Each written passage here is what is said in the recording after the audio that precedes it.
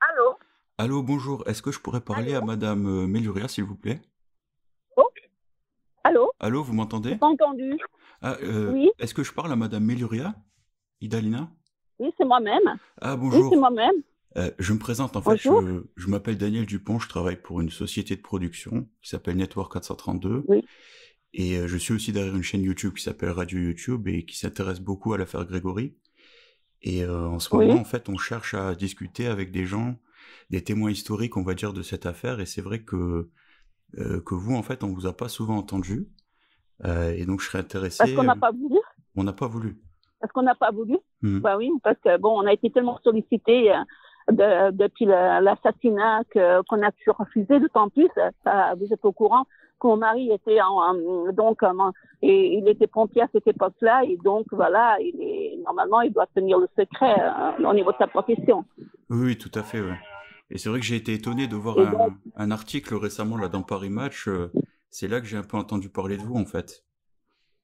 Je- c'est-à-dire que c'est-à-dire que mon mari et comme moi, on n'a jamais voulu dire quoi que ce soit, à part pour les 30 ans de l'affaire Grégory, que Eric Nicolas, le journaliste d'investigation de l'Est républicain, a été derrière lui depuis 4 5 ans.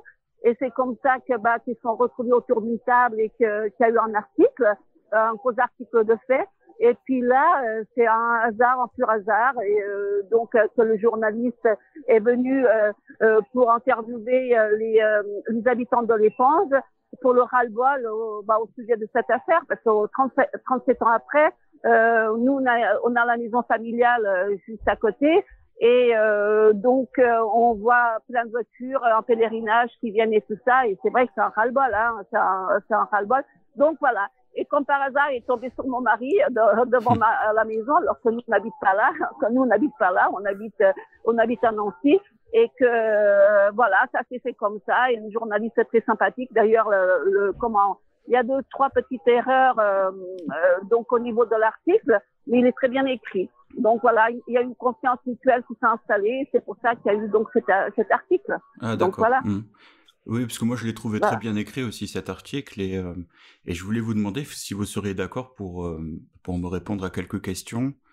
Euh, on a déjà parlé à Madame Guyot, au gendarme Ferru. Et Madame Dio, c'est la première fois que j'ai entendu, que j'ai entendu parler d'elle. Bah, c'est suite à votre interview au niveau de cette dame, puisque bon, sincèrement, on n'en avait jamais entendu parler. Maintenant, on se méfie parce que tout ce qui a été dit, tout ce qui a été fait, au niveau des films et des séries et tout ça, ah bah, il y a beaucoup de mensonges, beaucoup de conneries dedans. Alors donc c'est pour ça les gens ils ont envie de se mettre en avant et tout. Et donc c'est pour ça que nous on a toujours été en recul par rapport à tout ça, quoi. Parce que c'est vrai qu'il y a encore la série qui va sortir là prochainement. Nous on sait ce qu'il y a dedans et tout. Et, euh, et c'est vrai qu'est-ce que je vais dire déjà pour commencer, Jean-Marie Villemin travaillait pas dans une scierie, il travaillait au Tokushin. Bon, il y a des anomalies, donc voilà. Tout à Et fait. c'est Ouais. pour ça que, Mmh. hein, c'est pour ça que d'ailleurs, je vous répète qu'on n'a jamais voulu en parler. Et cette Madame Guillot, je ne sais même pas qui elle est, ni connaissance, puisque bon, les premiers donc sur les lieux, hein, donc voilà, vous êtes au courant puisque c'est dit sur Paris Match. Oui, oui, Hein, oui, donc oui. voilà. Alors comme vous l'avez peut-être vu dans l'interview, nous ce qu'on cherche c'est d'avoir des témoignages bruts en fait. Donc on fait pas de montage, on met tout l'interview en entier en fait, comme ça les gens il y a pas de triche quoi, hein, comme on voit souvent. Et c'est vrai que par rapport à cet article, les gens ils surinterprètent beaucoup ce qui s'est passé. Et moi j'aimerais bien avoir votre témoignage en fait, que vous m'expliquiez votre journée et comment ça s'est passé. Et puis comme ça les gens peuvent se faire une idée en fait. Et même pour le futur, parce qu'on voit que ça devient de plus en plus compliqué, ça laissera une trace finalement pour que les gens, les historiens même un jour puissent écouter ça, quoi.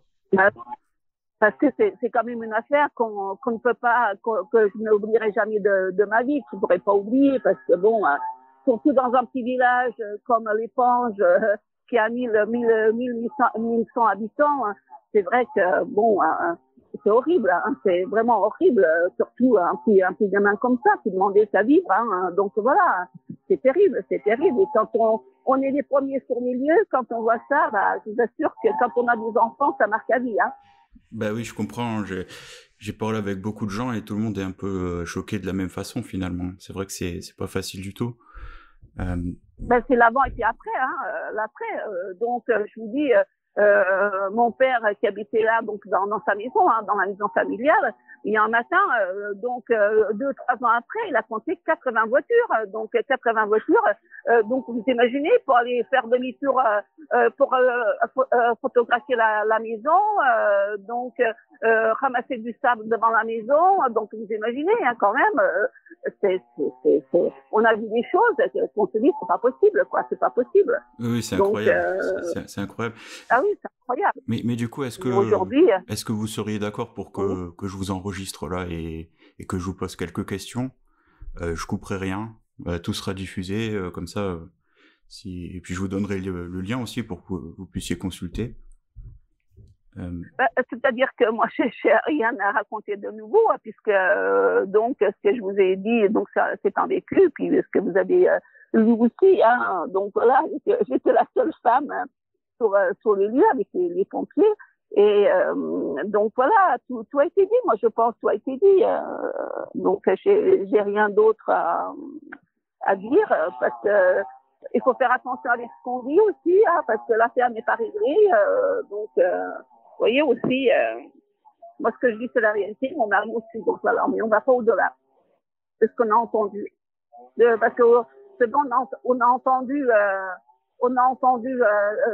plein de choses au niveau des journalistes, au niveau des habitants aussi, parce qu'il y a des gens qui savent des choses, et voilà, tout le monde a peur, tout le monde a peur. Hein. C'est mon mari qui est en train on vient d'arriver en week-end et qui est en train de faire du bruit. Donc, oui. Voilà. Oui, parce que nous, en fait, on voit que c'est quand même un témoignage. Écoutez, je mets la laisse à mon petit chien, je vais ailleurs parce que on n'entend rien. Ça marche. Je vais le prendre, comme ça je peux discuter avec vous. Et dites-moi, cette fameuse Madame Guyot, elle habite où? Comment? Cette fameuse Madame Guyot qui s'est exprimée sur votre chaîne YouTube, oui. comment se fait-il que c'est maintenant qu'elle sort d'un chapeau comme ça par miracle? Eh ben en fait, parce que suite en fait au témoignage de votre mari, on s'est intéressé à Madame Guyot. Donc j'ai cherché son numéro et je l'ai appelé, comme je vous appelle vous, hein. Et donc voilà, je l'ai interviewé. Vous avez le début jusqu'à la fin de la conversation et oui, mais j'étais étonnée, je vous dis, j'ai été très étonnée à ce sujet parce que bon, on connaît le capitaine Sesma et tout ça, et à aucun moment on a parlé de cette dame, c'est pour ça que je suis étonnée. Oui, alors elle est citée un peu dans le dossier parce qu'effectivement elle avait vu cette forme bleue. Oui. Mais bon, on ne sait pas, parce qu'il y avait souvent des sacs poubelles aussi, donc on ne sait pas si c'est vraiment... Elle parlait de 17h30 qu'elle a parlé, aux environs de 17h30, il fallait quand même faire très très vite, hein, parce que au niveau de la disparition, tout ça, hein, puisque le crime a été revendiqué quand même à 17h20 par là-dedans, et entre ici et Docel, donc voilà, c'est pour ça que je suis étonnée et que je n'ai jamais entendu parler. Oui, alors Sesma, il en avait parlé déjà un peu quand même, mais c'est vrai que même Simon l'a pas réinterrogé, c'est pour ça qu'on s'intéresse beaucoup aussi à votre témoignage, hein, puisque vous pouvez un peu nous aiguiller sur ce que vous avez vu finalement, et on voit que chaque détail compte. Hein. Et c'est vrai que... bien sûr, parce que mais mon mari a été pour l'ADN et tout ça, hein, bon, voilà. Et qu'est-ce que je veux dire par rapport à ça, c'est vrai que comme je vous l'ai expliqué, il était pompier, donc voilà, les choses se sont enchaînées, mais bon, à aucun moment, moi qui étais avec dans la voiture, à part des circonstances, voilà, c'était un mardi soir et notre fils allait être était gardé à cette époque-là chez des grands-parents. à 7 kilomètres d'ici. Et le mardi soir, il allait coucher chez eux pour pas qu'ils se lèvent le mercredi matin très tôt, puisqu'on on travaillait tous les deux. Et c'est en descendant donc de chez mes beaux-parents, après avoir laissé notre fils, que la caserne des pompiers est ouverte et que mon mari s'est arrêté étant pompier pour demander ce qu'il en était, pourquoi qu'elle est ouverte, pensant que c'était un incendie ou quelque chose comme ça. Et c'est là qu'on lui a dit qu'il y avait un pompier qui lui a dit comme quoi qu'il y avait le petit Grégory, que la maman avait eu un coup de téléphone, comme quoi qu'il s'était jeté dans la Bologne. Et c'est comme ça que les choses se sont enchaînées. Donc, vous voyez, si moi, à cette époque-là, ce jour-là, je savais qu'on allait trouver donc cette horreur, à aucun moment je serais allée avec eux, je serais restée à la maison. Donc, vous voyez, c'est tout un concours de circonstances. Alors, j'ai trouvé quelque chose de bizarre dans l'article de Paris Match. Ils disent que Christine travaillait à Albout, et vous aussi. Mais on sait que Christine travaillait à la MCV. Voilà, c'est là que je vous dis qu'il y a eu quelques erreurs. Déjà, c'est pas moi qui ai tendu le drap blanc. Et puis qu'elle travaillait chez Albout. C'est moi qui travaillais chez Albout à cette époque-là, parce que j'ai fait mon apprentissage et tout. Moi, je suis créatrice de mode. Et c'est là qu'il s'est trompé. Il a fait un amalgame entre Albout, où je travaillais moi, et puis la chemiserie, parce que bon, c'était pas du tout les mêmes patrons. Oui, mais c'était à côté, en fait. C'était à l'Épange, Albout. Oui. C'était à l'Épange. C'est à côté de l'usine, en face de l'usine. Aujourd'hui, elle n'existe plus de chez Conroy. Donc, le tissage. Voilà, donc il y avait 2 ateliers de confection à cette époque-là, c'était Albout et celui-là, je sais même plus le nom où c'est qu'elle travaillait, c'était une chemiserie où elle travaillait. Donc voilà. Mais bon, c'est des erreurs qui sont pas graves. Oui, oui. Donc, et puis il y a autre chose qui nous avait étonné nous, parce qu'on connaît quand même bien l'affaire, c'était la position du corps. Est-ce qu'il était sur le dos ou sur le ventre? Non, sur le dos. Il était sur le dos, donc on voyait le visage.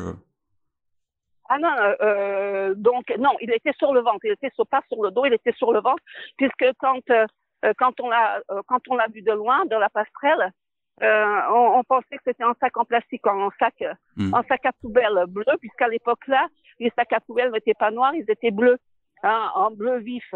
Et donc, l'honorac était gonflé d'eau, puisque c'est pour ça que ça faisait un espèce de sac à poubelle, quoi. Et non. Donc voilà, il était entre 2 cailloux. Et puis donc il était sur le ventre et on voyait donc comme un sac à poubelle. D'accord. Rempli. Et parce que dans l'article on voit que votre mari en fait il a dit qu'il fallait pas le toucher. Et est-ce que sur le moment oui. vous avez essayé vous êtes pas dit qu'il pourrait encore être vivant et de l'aider, ou est-ce que vous avez attendu? Ah non, ça s'est passé comme ça, c'est-à-dire que donc le maire donc à cette époque-là, donc Lady Claudel, a envoyé mon mari quand on s'est arrêté là à la caserne, et quand un pompier lui a dit la chose suivante, comme quoi que le petit Grégory aurait été jeté dans la Bologne, d'aller voir le maire qui était place de la gare.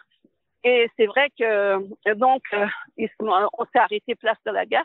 Il y avait donc le maire, l'ancien maire, et qui lui a dit écoute, puisque toi tu es en voiture, tu devrais aller voir à Dossel au van. Et c'est là que le maire lui a dit écoute, puisque tu es en voiture, prends ces 2 collègues avec toi, ces 2 pompiers avec toi. Et puis moi j'étais devant. Alors mon mari m'a demandé est-ce que tu viens avec nous? Je lui ai dit oui, allez, on y va. Mais bon. Je savais pertinemment qu'il ne serait pas au van, parce que un petit corps entre Dossel et puis l'Épange, avec tous les morceaux de bois et tout ça, tu te dis c'est pas possible. C'est pas logique, oui, tout à fait. Non, surtout qu'en automne, bon, vous voyez, il y a des virages au niveau de la Bologne et tout ça, elle n'est pas droite. Tu dis c'est pas possible. Et puis au van, il y avait rien. Et moi, à cette époque-là, donc comme je travaillais chez Albout, le siège donc de l'atelier est à Dossel. Et d'ailleurs, donc c'est le seul atelier qui existe encore, donc Albout. Et c'est pour ça que j'ai dit à mon mari, quand on s'est arrêté au van qu'il n'y avait rien, je lui ai dit écoute, un petit peu plus loin là-bas, il y a un pont, un piéton. On devrait aller voir jusqu'à là-bas, mais bon, comme ça, à pied. Et donc il y avait je monte, c'est pour ça que je suis essoufflée. il y avait un pompier, le pompier qui était avec nous, il avait été à la pêche toute l'après-midi, il avait ses bottes jusqu'à la ceinture en caoutchouc, et donc en balayant sur le pont avec une lampe, une lampiette, donc qu'on a vu ce sac à poubelle bleu, et mon mari lui a dit, écoute Serge, tu devrais aller voir c'est quoi. Et c'est quand il a été près du sac bleu, en réalité, c'est là qu'il a vu, c'était le gamin qui était mort. Il a bien vu qu'il était mort, hein, parce que bon, donc voilà, il a vu qu'il était mort. Et s'il avait été vivant, il l'aurait sorti, hein. Mais comme il était mort, je lui ai dit à mon mari, il faut surtout pas le sortir de l'eau, parce que bon, après, donc vous voyez, quand il y a des analyses à faire et tout ça, des recherches et tout, il faut pas toucher le corps. Et donc il a vu qu'il était mort. Alors donc vous imaginez un peu quand j'en parle, voilà.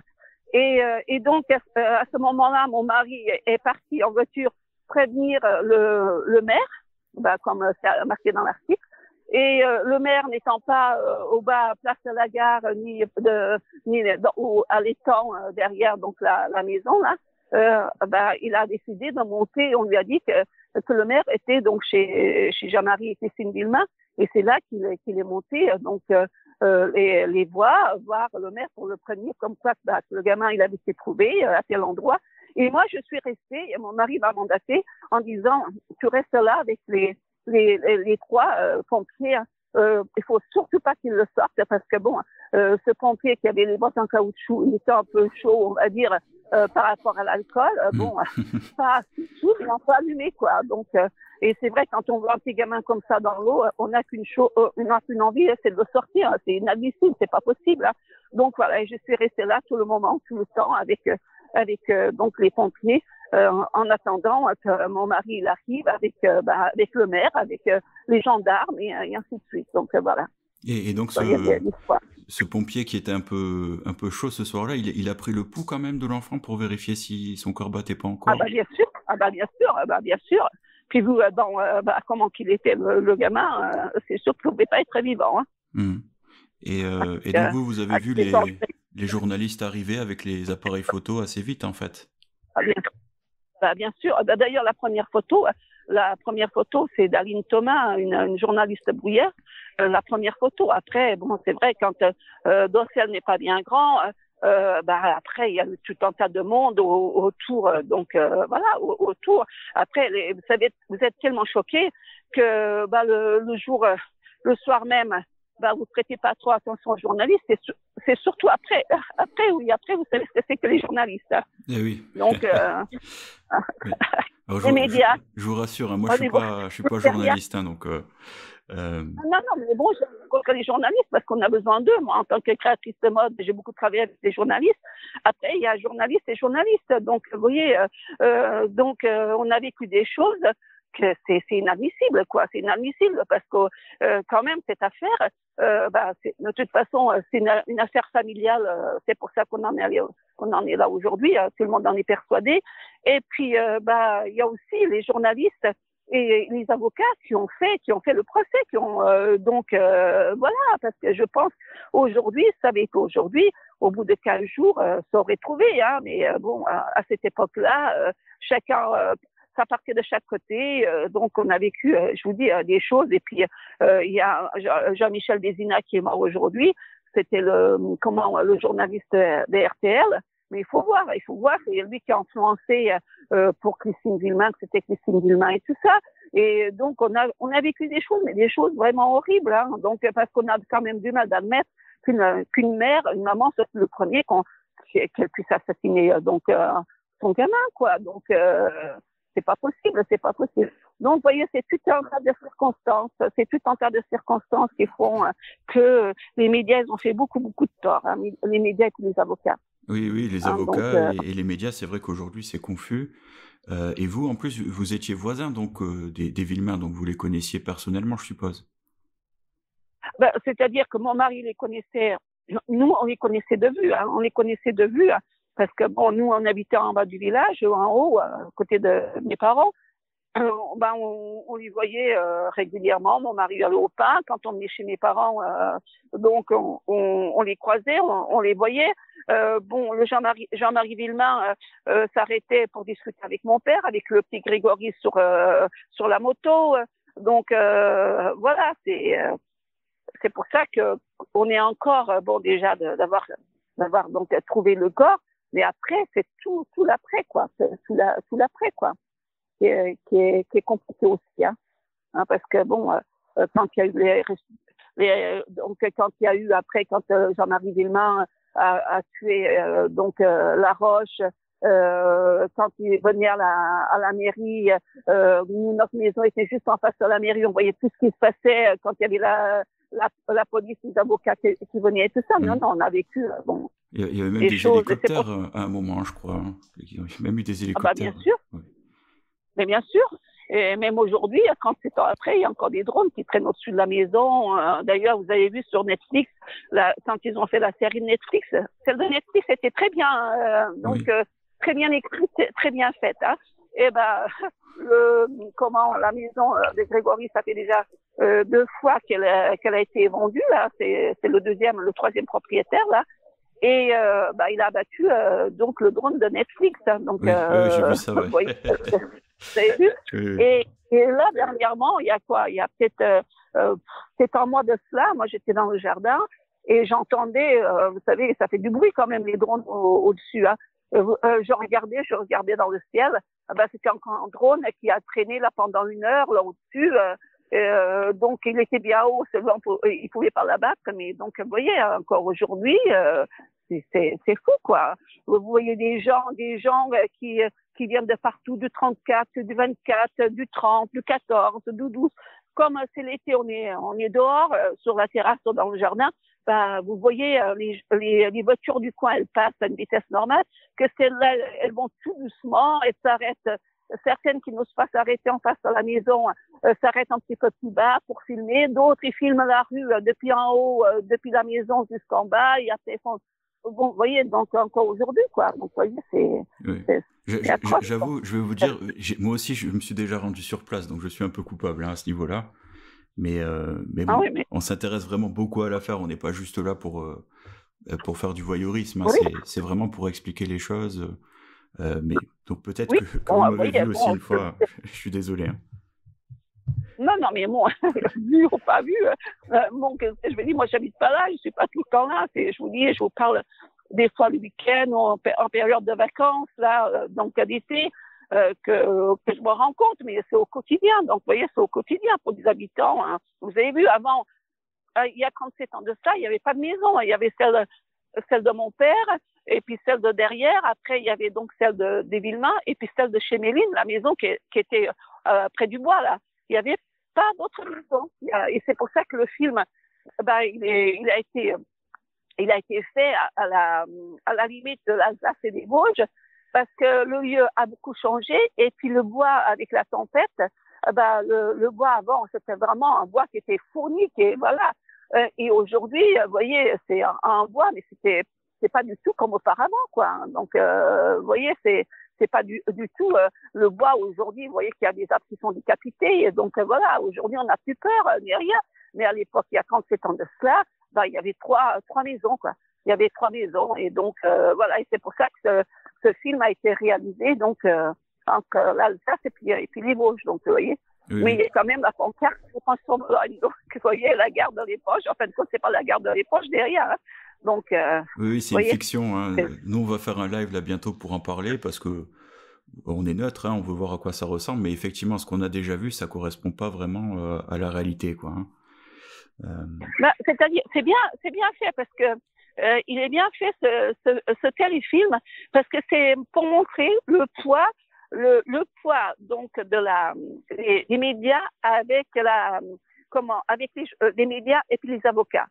Voilà, et puis ça s'arrête au juge Lambert, voilà. Avec le juge Lambert, il a fait beaucoup de conneries. On n'aurait pas dû. Donc, d'ailleurs, il ne voulait pas, le juge Lambert, il voulait pas donc cette affaire, parce qu'il débutait dans le métier, vous imaginez.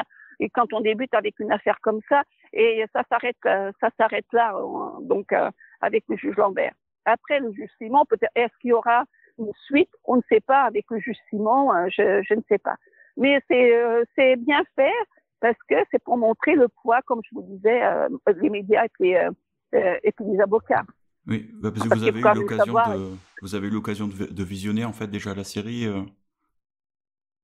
Non, mais c'est bon. Qu'est-ce que je vais dire quand on est, c'est-à-dire que ces journalistes qui sont venus nous voir et tout ça nous ont raconté un peu en détail, parce que bon, on se méfie toujours, hein, et qu'il faut pas que ça soit comme certaines séries où il y a plein de conneries, qu'il y en a qui poussent, vous savez, dans certaines séries.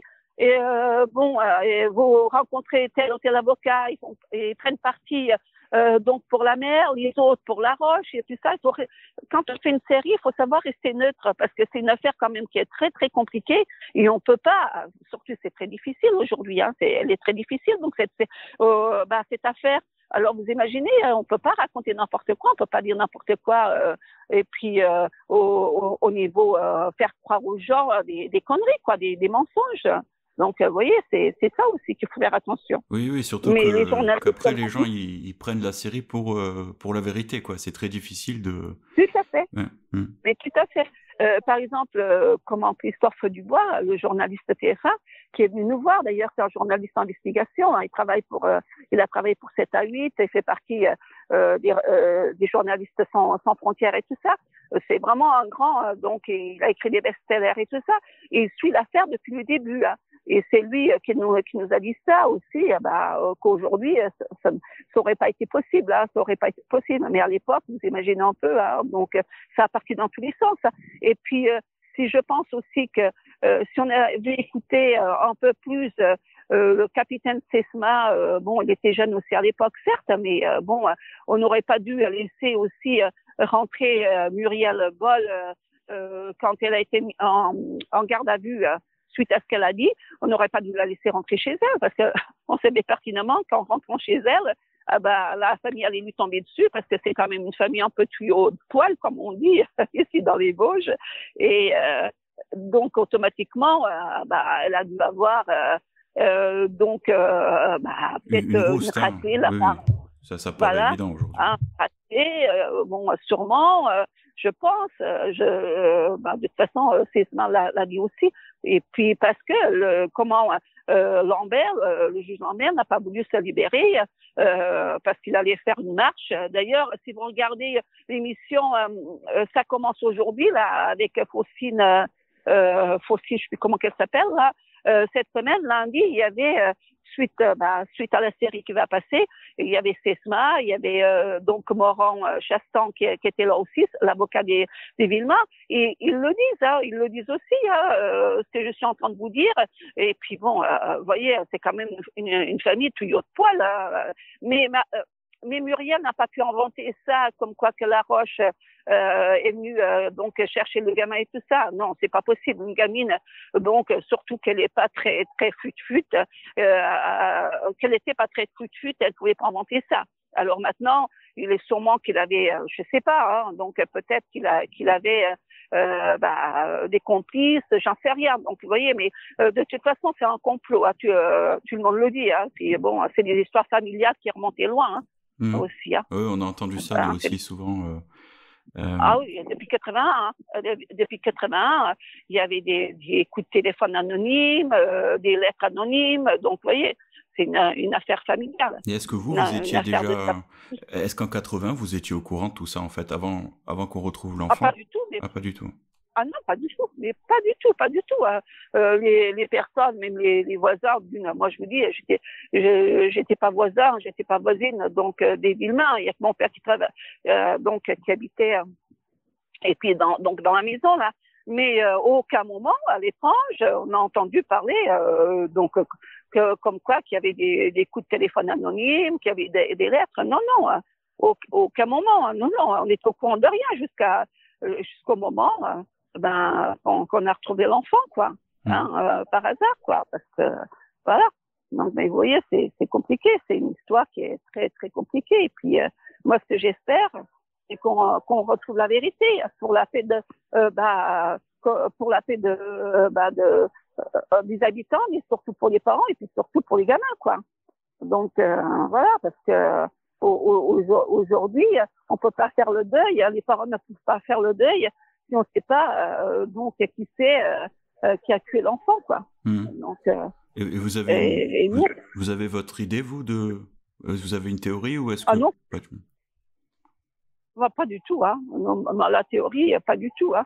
Mais moi je dis comme tout le monde, le gamin, il devait connaître la personne pour partir avec, hein, et puis mais vous imaginez, hein, même en passant où je suis là, parce qu'il y a deux itinéraires pour aller donc à Docelle depuis la maison des Villemins, mais même en passant par derrière où je suis là avec mon petit chien là, qui rejoint donc des Simons et après Docelle, il faut quand même, il faut connaître et puis il faut aller quand même.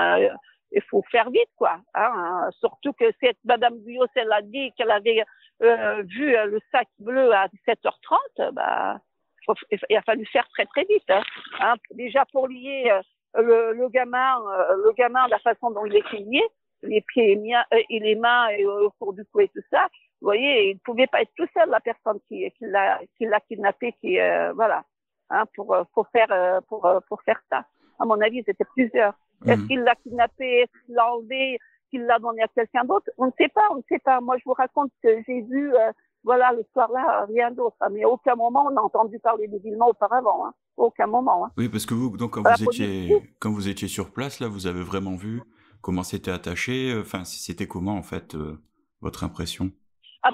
Moi, j'ai pas vu la façon dont le gamin était attaché. Hein. J'ai su comment, j'ai su par mon mari parce que c'est le seul à pouvoir entrer dans la caserne des pompiers avec les gendarmes et puis le médecin et tout ça. Mais les autres pompiers n'ont pas pu rentrer. Mais moi, aucun moment, j'ai vu le gamin dans l'eau. Hein, j'ai vu le gamin dans l'eau. Mais depuis la passerelle jusqu'à où il était, moi, j'ai pas vu son visage blême. Mon mari l'a vu, mais moi, j'ai pas vu le visage blême. Non. Et puis les cordes, j'ai su par le pompier qui a été dans l'eau. Mais comme il a juste vu qu'il avait la corde autour du cou et puis le bonnet enfoncé. Mais mon mari a vu tout le reste, quoi. Parce que je vous dis, c'est quand on l'a. Et moi, j'ai vu au bord de l'eau quand ils l'ont remis pour le mettre dans le drap. Mais le drap était vite caché, vite rabattu et tout ça. Pour les gens qui étaient là, pour pas voir, parce que c'est morbide, quoi. Mais moi, j'ai pas vu la façon dont il était attaché de partout, hein. Donc, parce qu'il avait le bonnet sur la tête, hein, c'est ça? Ou est-ce qu'il oui. Il avait le bonnet. Il avait le bonnet qui était enfoncé, sur les yeux, hein.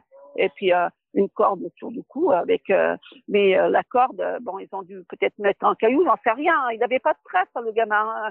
Et le visage était calme, il était livide, quoi. Il était livide. Donc il n'était pas marqué ni rien. Donc vous voyez, c'est une affaire. C'est pour ça, c'est une affaire morbide, horrible. Et c'est comme ça que je pense que ça fait parler et que ça fait toujours parler au bout de 37 ans, quoi. Et vous avez vu donc du coup le dos de l'anorak et nous on a entendu qu'il y avait un losange jaune ou orange dessus et des choses qui réfléchissaient aussi. Est-ce que vous pensez qu'on peut confondre ça avec un sac poubelle en fait? Moi, j'ai pas vu le losange. Moi, j'ai vu juste l'anorak. J'ai vu juste le sac à poubelle que je pensais que c'était un sac. On pensait, parce que je n'étais pas toute seule, comme je vous l'avais dit, je vous l'ai dit. Je pensais surtout que c'était un sac à poubelle bleu d'avant, quoi. Mais moi, j'ai pas vu de losange ni rien. Bon, peut-être que le losange était devant, j'en sais rien, mais moi, je l'ai pas vu. Hein. Et il faisait nuit. Le soir, il faisait nuit, hein, c'est ça? Presque nuit. Oui. Presque nuit. Vous voyez, c'est un mois. Donc, on est presque à un mois jour pour jour, hein, d'aujourd'hui. Hein, donc, vous voyez, et il faisait sombre, hein, il faisait presque nuit. Oui, et moi, j'ai pas vu quelque chose qui reflétait dans l'eau. Non, j'ai vu, voilà, et tout le monde, et les pompiers qui étaient avec moi, mon mari vous dira, on n'a pas vu de losange, on a vu, donc voilà, c'est pour ça qu'on est étonné, on a vu ce fameux sac bleu qui était l'honorac du gamin, quoi. Et l'anorak était déjà bien imbibé d'eau, il n'y avait pas d'endroit où c'était encore sec ou... On avait l'impression que c'était un sac à poubelle qui flottait, mais qui était coincé entre deux cailloux. Intéressant. Et vous pensez qu'en plein jour, quand on entend le témoignage de Madame Guyot, vous pensez qu'en plein jour, vous auriez pris le corps pour un sac ou que c'est possible? Ah oui, c'est possible parce que pour la façon dont il était posé, je vous assure que n'importe qui l'aurait pris pour une poubelle, pour un sac à poubelle rempli. Rempli d'eau, rempli de détritus, voilà, parce que la façon dont il était posé, calé entre deux cailloux, on voyait rien, on voyait pas la tête, on voyait pas la tête, mais on voyait juste ce fameux sac à poubelle bleu qui était l'honorac. Donc non, donc c'est pour ça que je trouve bizarre qu'on dise qu'on a vu un truc à losange, et peut-être que les losanges étaient devant, mais nous on a vu le dos, moi j'ai pas vu le devant, hein. Donc voilà. Oui, parce que finalement c'est très important pour l'enquête de savoir est-ce qu'il était sur le dos, sur le ventre, est-ce que parce que ça vient comme ça changer un peu les théories, tout ça. Donc je sais pas si vous en êtes consciente, mais c'est un point très très important, quoi. Je sais pas si c'est important ou pas. Moi, ce qui m'intéresse aujourd'hui, c'est qu'on trouve le coupable. Nous, quand on l'a trouvé, le gamin, il était mort. Il était mort entre les deux cailloux. Après, comment qu'ils ont fait pour le déposer là, qui reste coincé comme ça. Donc, vous voyez, est-ce que ça a été fait là? Mais aujourd'hui, il y a des maisons, mais à cette époque-là, il y avait moins de maisons aussi. D'ailleurs, tout a changé. Je sais pas si vous avez été à Docel. Moi, j'ai été à Docel. C'est la première fois en 37 ans avec le journaliste Paris Match, parce qu'il a voulu faire donc le parcours, comment ça s'était passé, donc pour bien s'imprégner, pour bien écrire l'article et tout ça. Et moi, aujourd'hui, le pont il est toujours là, mais d'ailleurs, on peut plus au niveau comment vous dirais-je, maintenant on ne passe plus par là puisque la route n'existe plus pour aller au Vannes déjà. Il faut passer par Chauny-Ménil pour arriver à Docel. Et aujourd'hui, ça a beaucoup changé. Alors donc voilà, et on peut pas, aujourd'hui, on peut pas se repérer par rapport il y a 37 ans. Et, ça a beaucoup changé. Donc voilà, mais c'est pour moi aujourd'hui. C'est un grand point d'interrogation. Ça a toujours un grand point d'interrogation comment que le gamin a pu arriver là entre deux cailloux. Donc voilà, oui, c'est vrai que c'est incompréhensible. Est-ce qu'il a été jeté depuis la caserne des pompiers ou est-ce qu'il a été mis directement à cet endroit? Enfin, c'est pas cohérent, je trouve. C'est vrai que c'est incroyable. Ah non, pour moi, c'est pas cohérent. Parce que comment se fait-il qu'un gamin comme ça soit vraiment entre deux cailloux?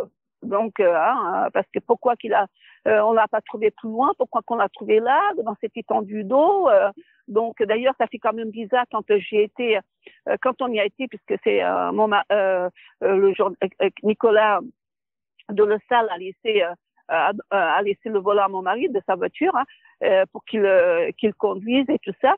Et c'est vrai que quand on est arrivé sur place, ça a beaucoup changé. Il y avait un gamin qui se baignait là, donc à l'endroit à peu près dans. Tu te dis ça fait drôle quand même. Et ça fait drôle de voir un gamin. Je sais pas quel âge qu'il pouvait avoir, peut-être 10, 12 ans, le gamin qui se baignait à cet endroit. Oui, c'est pour nous. Ça me. Oui, ça vous glace le sang. Ça doit mettre la chair de poule. Ah oui, parce que voilà, on peut pas oublier. On peut pas oublier. Je ne peux pas oublier, même si ça a changé. Et moi, j'aime pas le voyeurisme, donc. Se retrouver là parce que on voulait pas y aller. Allez, venez. Et c'est comme ça que, je vous assure que la nuit là, j'ai fait des cauchemars. Et j'ai pas dormi, parce que ça remue.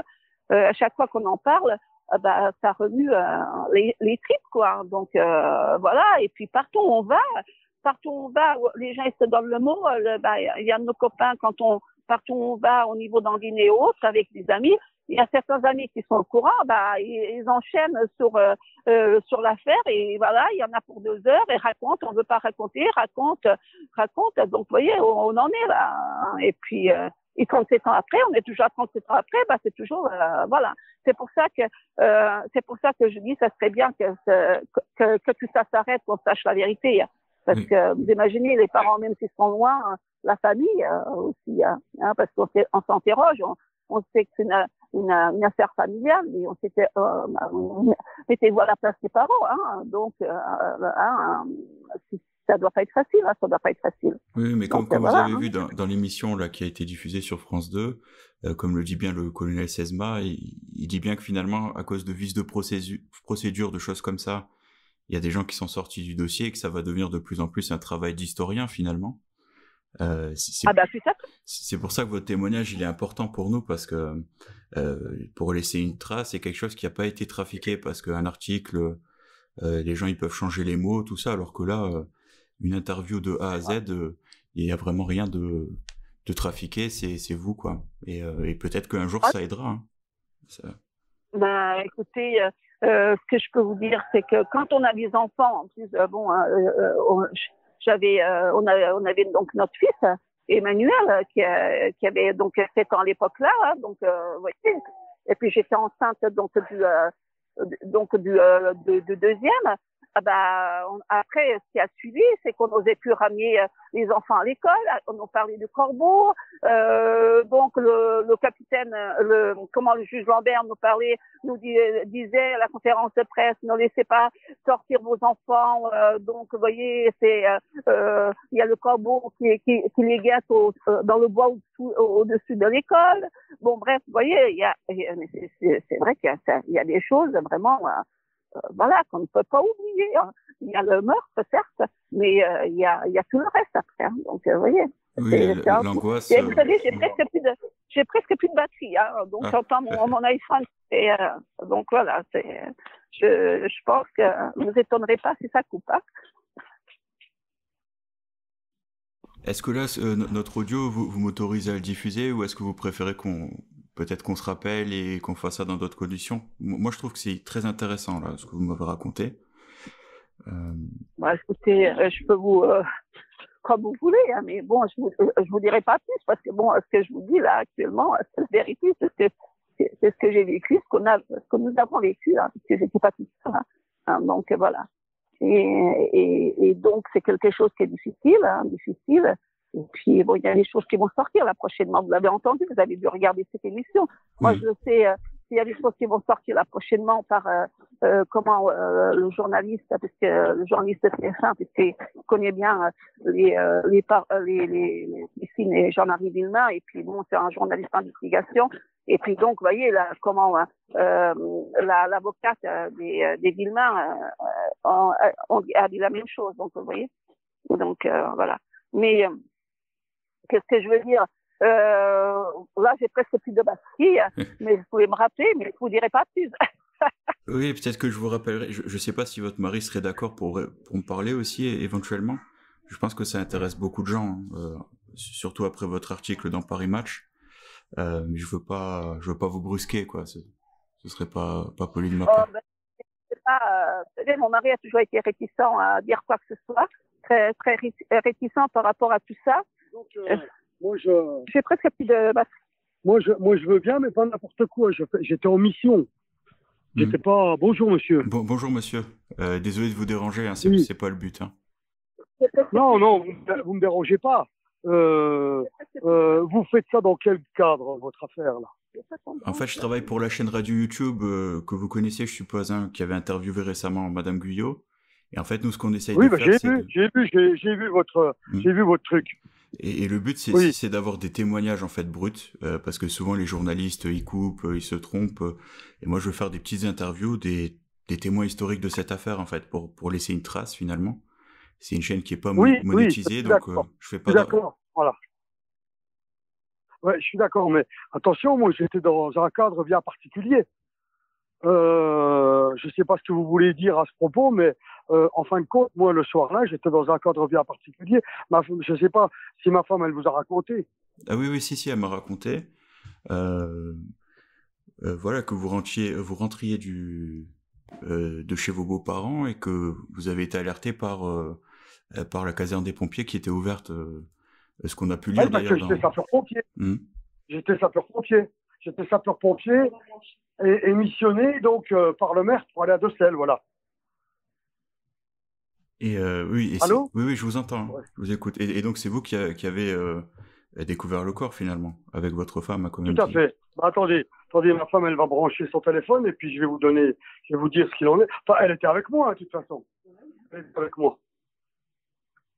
Elle était avec moi puisque, en fin de compte, ce qui s'est passé, c'est que, comme elle vous a dit, on était le soir. En fin de compte, l'après-midi là, d'accord. En fin de compte, pour reprendre un petit peu, si vous voulez, des éléments clairs, concrets et qui sont cohérents avec tout ce qui a été dit à plusieurs endroits, notamment sur Paris Match et puis sur les autres vues, parce que moi, je veux rester cohérent dans mes propos. Vous comprenez ce que je veux dire? Ben oui, tout à fait. J'ai entendu d'ailleurs la dame que vous avez interviewée à Docelles, elle était comme moi aussi. Elle était très, très méfiante parce que elle connaît l'affaire aussi comme moi. Elle a habité sur les bords de Docelles. Moi, je la connaissais pas. En fait, quand j'ai appris sa connaissance par votre petit témoignage, j'en avais jamais entendu parler. Et c'est pour ça que je trouve que c'est Il se intéressant trouve. parce que même vous, on vous connaît Mais oui. pas tant que ça finalement. Alors que vous Oui, étiez. oui. Ah ben non, parce que moi, en fin de compte, j'ai été interviewé moi, j'ai été que le capitaine Sassma au départ. Ensuite, j'ai été interviewé par le juge Simon. Ensuite, j'ai été au test d'ADN également aussi. Donc voilà, à la gendarmerie de Nancy. Donc voilà. Mais moi, en fin de compte, ce qui s'est passé, c'est que l'après-midi là, j'étais chez ma belle-mère, donc qui habite à proximité de chez Grégory, à 200-300 mètres de chez Grégory. Et l'après-midi là, moi, je travaillais du matin à la CIPA à Bruyères et j'ai ramassé des pommes tout l'après-midi. Ensuite, en fin d'après-midi, je suis allé récupérer mon fils à l'école. Je suis allé récupérer mon épouse qui travaillait chez Albou à Docelles à proximité. On est monté à Bruyères faire des courses. On est allé chez mes parents au coq de Bruyères à Chanteluc. On a déposé notre fils qui restait pour le mercredi, hein, voilà, c'est ça. Et puis donc, on a mangé avec mes parents et sur les coups de 20h15, 20h30, on est redescendu donc de Chanteluc à l'éponge parce que moi je travaille d'équipe. En plus, je travaille de 5h à 13h, quoi. Donc je travaille d'équipe, donc on redescend. Et puis arrivé à l'entrée de l'éponge, la caserne des sapeurs-pompiers était ouverte. Donc bien entendu, quand vous êtes sapeur-pompier, qu'est-ce que vous faites? Vous arrêtez, quoi. Ben oui, tout à fait. Et c'est là que j'ai rencontré, donc, que j'ai vu mon collègue qui était Joël Fluc. Je lui ai demandé ce qui se passait. Il m'a dit, on est en train de draguer les étangs et la Bologne. On cherche un gosse qui a été noyé. Ah bon? Je lui dis, tu te fous de ma gueule? Il me dit, non. Il me dit, écoute, puisque tu me crois pas, va voir le maire. Le maire, il était sur la place de la gare. Et à ce moment-là, le maire étant sur la place de la gare, je suis allé le voir. Il m'a dit, oui, effectivement, c'est bien vrai. Il me dit, tu tombes bien. Comme tu es en voiture, tu vas prendre ta voiture, tu vas prendre 2 sapeurs-pompiers avec toi, donc Serge Remy et Jean-Paul Jacot, puis tu vas aller à Docelles au Van. Et du coup, ma femme, elle est venue avec nous, puisqu'elle était là, elle était sur place. Et puis, je lui ai demandé si elle voulait venir, elle m'a dit oui, je viens.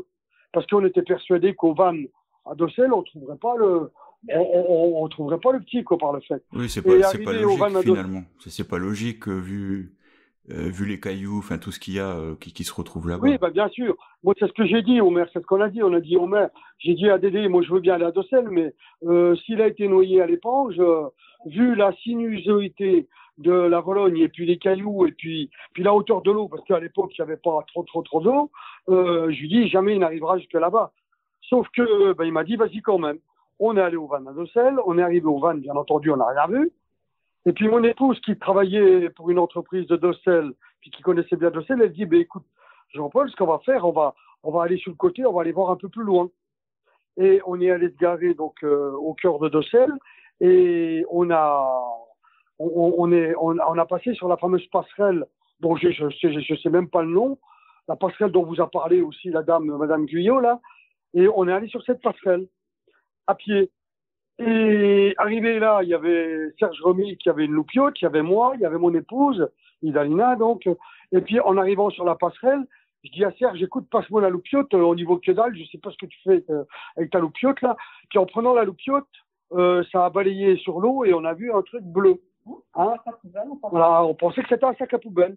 Et puis on s'est approché et au final, bah, je résume, hein, au final c'était pas un sac à poubelle, donc on a bien vu que c'était autre chose. Entre deux cailloux. Qui était coincé entre deux cailloux. Donc comme notre Serge Remy, qui était avec nous, il est pêcheur, et qu'il était équipé de, vous savez, de cuissardes, on lui a dit, bah écoute, descends, on va voir. Il est allé voir, et là, il a bien vu que c'était autre chose qu'un sac à poubelle. Donc, il a regardé, il a vu que c'était un bébé, un enfant, avec un bonnet bleu, avec une rayure blanche, et voilà. Et donc, du coup, je lui ai dit, écoute, tu touches pas, tu sors pas. Tu touches pas, tu restes là. Tu touches pas. Et j'ai dit à Idalina et à Jean-Paul Jacot, vous restez sur le bord, vous, et surtout, vous l'interdisez de bouger. Parce que, comme il était un peu allumé, il avait bu 2-3 canons dans l'après-midi. Donc, je lui ai dit à ma femme et puis à Jean-Paul Jacot, surtout, on touche à rien.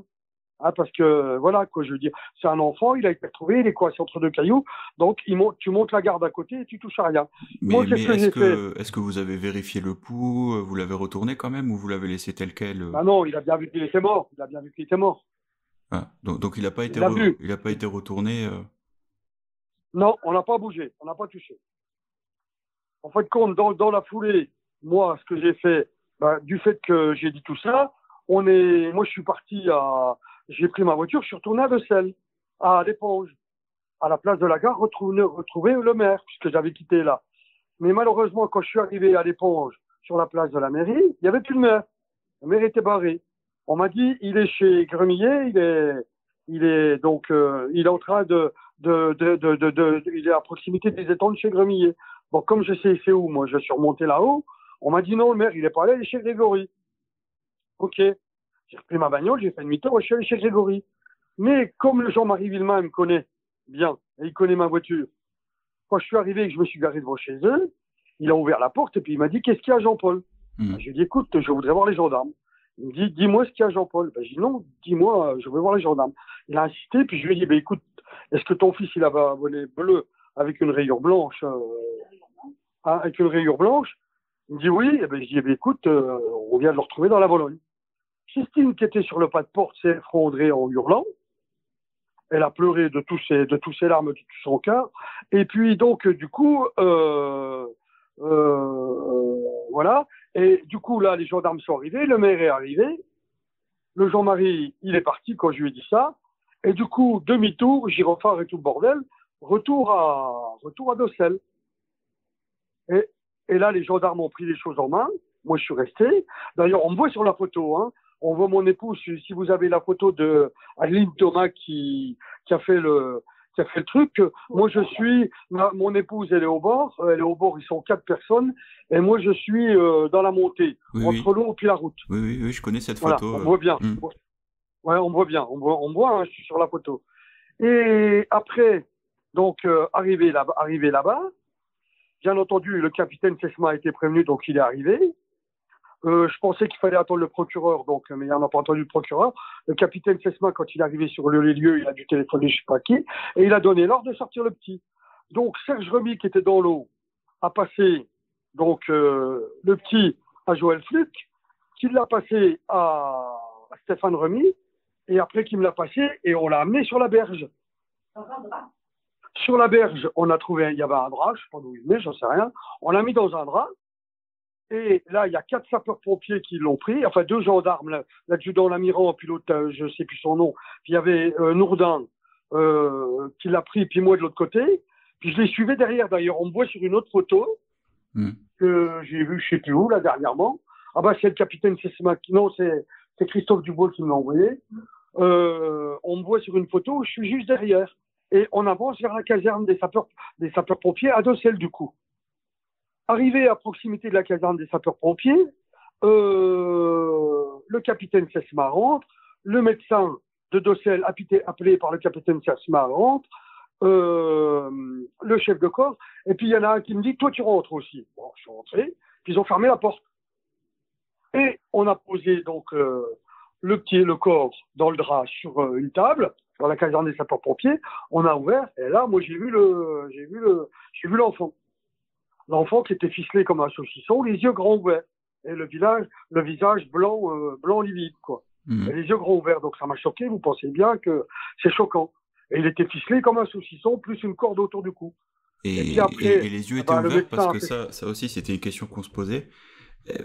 Oui, les yeux étaient grands ouverts. Ça, je peux vous le certifier. Et est-ce que c'est dû au fait qu'on ait enlevé le bonnet ou ils étaient ouverts depuis? Ah non. Non, là, les yeux étaient grands ouverts.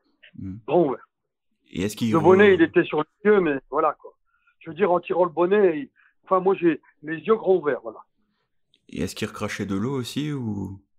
Ah non, je sais pas. Non, il n'y avait rien du tout. Il avait le visage livide, blanc. Blanc comme disait Coluche, plus blanc que blanc. Ah, c'est horrible. Ça a dû vous choquer, je pense. Alors imaginez-vous, moi je vois ça je pense, moi il était 22h peut-être du coup, 22h.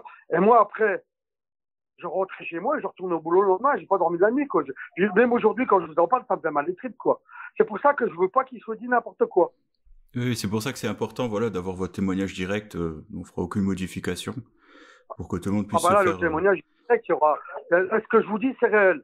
Là, j'ai pas peur de parler dans ce sens-là. Mais il faut que ce soit clair parce que, je veux dire, après, bien entendu, qu'est-ce qui s'est passé? Le médecin a dû intervenir. Moi, je m'en rappelle plus. Le chef de corps, le capitaine Sesma était là. Et puis après, après, au bout d'un moment, je suis ressorti. Mais moi, je fais partie de ceux qui l'ont trouvé, qui ont prévenu les parents, et puis qui l'ai vu le premier sorti de ce bout de tissu, puis sorti de l'eau, quoi. C'est pour ça que ça me marque profondément, parce que il était ficelé comme un saucisson au niveau du tibia, des jambes.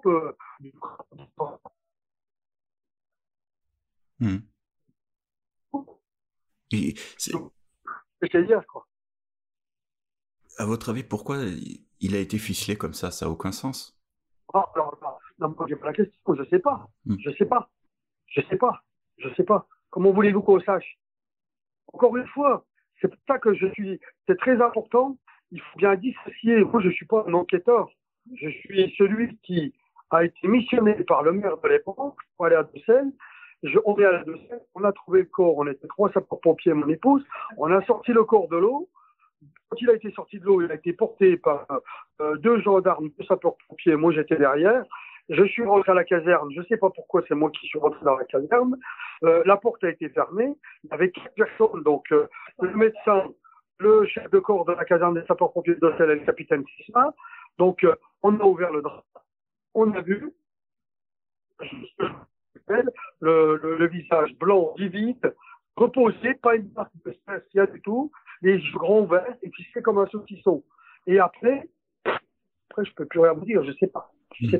Et ce drap dont vous me parliez, il était là quand vous êtes arrivé sur place ou c'est quelqu'un? Oh, je sais pas, il y a un drap qui a dû être... vous savez, les sapeurs-pompiers, ils ont toujours quelque chose dans la caserne, ou je sais pas quoi, c'est un bout de tissu, quoi. C'est un bout de tissu, il a été mis dedans pour éviter de le porter comme ça, quand il a été porté dedans. Oui, il y avait 2 gendarmes devant, puis 2 sapeurs-pompiers derrière. Voilà. Et moi derrière, bien entendu. On me voit aussi sur la photo là.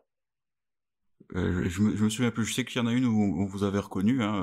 Vous étiez voilà sur le bord de la berge. Hein, et oui, sur la berge. Moi, je suis sur la berge entre la route et puis là, c'est là que moi je le prends. Et puis mon épouse elle est au-dessus. Elle est au-dessus.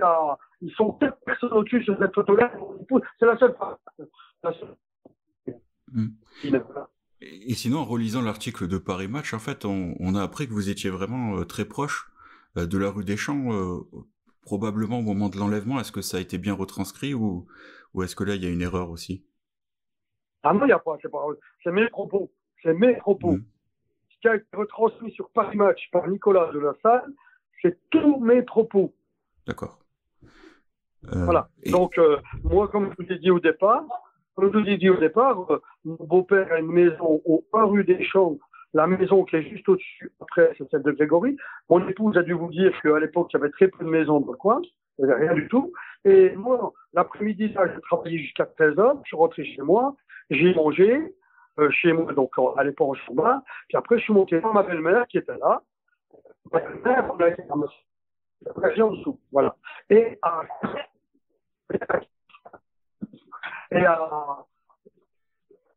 16h30, 16h45, je suis descendu. J'ai récupéré mon fils à l'école, Manuel. Je l'ai pris. On est parti. On a pu repasser à la maison 5 minutes. Après, je suis allé récupéré mon épouse qui travaillait chez Albo. Il sort à 17h, à la sortie de l'éponge, à 17h. De là, j'ai pris mon épouse. On est parti donc au Leclerc à Bruyères, on a fait des courses. Et avec mes parents, on a mangé, on a posé notre fils. Et on est redescendu. Puis après, ben voilà, c'est pour ça que je vous raconte les choses. Moi, ce que je vous raconte, c'est plus factuel, vrai, pur et réel. Il n'y a pas d'invention. Oui, Voilà. parce que en fait, dans l'article, il y avait quelque chose qui m'avait Vous pouvez étonné. prendre ça pour pas pour du bon pain, mais pour du fait réel. C'est pour ça que je veux aussi qu'il n'y ait pas de déformation. Oui, de toute façon, on diffusera brut, hein. Ce sera le brut, mais Ah non, non, le chef de corps n'était pas du tout. D'ailleurs, le chef de corps, si vous voulez parler du chef de corps, une fois, il est passé sur un truc. Il ne faut pas tenir compte de ce qu'il dit. Ce qui est réel, c'est moi. Point. Voilà. Nous, point. Ce qu'il raconte, lui, il n'y était pas là le soir. Il n'a pas vu. Ce que je me posais comme question, c'est que vous, du coup, si vous étiez voilà, chez vos beaux-parents, là, est-ce que vous avez entendu une voiture? Est-ce que vous avez vu quelqu'un se garer? Alors, ça, c'est la question que je me pose, mais ça, encore une fois, je ne peux pas vous répondre. Moi, l'après-midi, là, quand j'habite descendu puisque j'habite en bas, peut-être que j'ai croisé une voiture, mais oui, quand vous vous déplacez, vous en croisez des voitures. Eh oui. Et oui, et moi aussi. Et oui, et voilà. Et je vous en dis pas plus, vous connaissez bien mes propos. Moi, j'ai peut-être croisé une voiture verte, mais est-ce que je savais, moi? Est-ce que je savais? Moi, je savais pas quand je suis descendu de chez ma belle-mère, après avoir été chercher mon fils à la sortie de l'école à 88, on pensait bien que j'étais loin de moi. Mon souci, c'était d'aller manger chez mes parents, de poser mon fils chez mes parents, d'aller travailler le mercredi, prendre le boulot. Vous voyez, c'était à 7h30 chez Albo. Voilà, c'est tout. Excusez-moi, vous pouvez bien positionner le téléphone parce qu'il y a des petits... Ah oui. Excusez-moi. Oui, il y a les vis. Et donc, par rapport à Albo, parce que tout à l'heure, je parlais avec votre femme, elle me disait que c'était à l'éponge. Parce que, oui, c'était ça, hein, parce qu'en fait, dans l'article, ils disent que Christine travaillait à Albo. J'avais pas très bien compris. Ils sont trompés. Alors là, par contre, il y a une erreur. En fin de compte, ça, c'est Nicolas de la Salle qui a confondu parce que mon épouse, en fin de compte, Christine a travaillé à la chimiserie TW, je sais plus quoi, en bas, en fait, chez Croix. Alors que Idalina, elle travaillait chez Albo. Si vous connaissez l'éponge, si vous êtes déjà venu à l'éponge, c'est à la sortie, quand on va sur Bruyères, c'est un atelier qui était dans les établissements de Couvlard. Ah oui, je connais, de Couvlard, ouais. Bon, vous voyez de Couvlard. À l'atelier, il y avait sur le bord. D'ailleurs, si vous êtes repassé dernièrement, il y a une maison qui a brûlé sur la gauche quand vous allez sur Bruyères. Et l'entrée, elle était juste en face. Oui, ça me dit quelque chose. Hein. Je suis revenu, je crois que c'était il y a 6 mois. Je connais bien maintenant l'éponge. Enfin, c'est petit, mais on est passé devant la maison de vos beaux-parents aussi, la MCV. Ah ben voilà, vous voyez, après le carrefour, il y a la maison de mes beaux-parents à gauche, juste au-dessus, la maison de Grégory. Voilà. Et moi, quand vous êtes au carrefour avant d'arriver chez mes beaux-parents, il y a un verger en dessous, un verger où il y a des pommes. J'étais là tout l'après-midi jusqu'à 4h30, 5h20. Voilà. Ah, donc le verger, il était à l'intersection entre la rue, comment ça s'appelle, la rue de la Bure et la rue des Champs. La rue de Bellevue, puis la rue des Champs. La rue de Bellevue, ouais, ok. Voilà. Et juste en dessous, au contrebas. Et vous aviez une vue sur la route, en fait, ou? Oui, mais vous savez, quand vous ramassez des pommes, on ramassait des pommes. J'étais avec ma belle-mère. On a ramassé tout l'après-midi. Donc, oui, mais peut-être que j'ai vu passer des voitures. Mais, encore une fois, peut-être. Mais c'est ce que je voulais. Je me rappelle même plus aujourd'hui. Quand je vous en parle, je me rappelle même plus si j'ai vu passer une bagnole ou pas. Je sais plus. Parce que mon attention n'était pas sur. C'était pas là, quoi, je veux dire.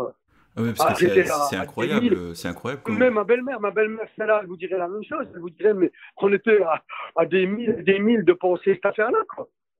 Oui, mais ce qui est intéressant dans ce que vous dites, en fait, c'est qu'il y a le témoignage de Muriel, quand elle fait ses aveux, qui dit qu'ils se sont garés à peu près là. Donc ça, par contre, vous l'auriez vu, je veux dire, une voiture qui se gare et quelqu'un qui remonte. Ah bah, si c'était garé, non, mais vous êtes en train de confondre, parce que je pense qu'ils se sont garés dessus. Vous êtes en train de confondre le carrefour. À mon avis, je sais pas.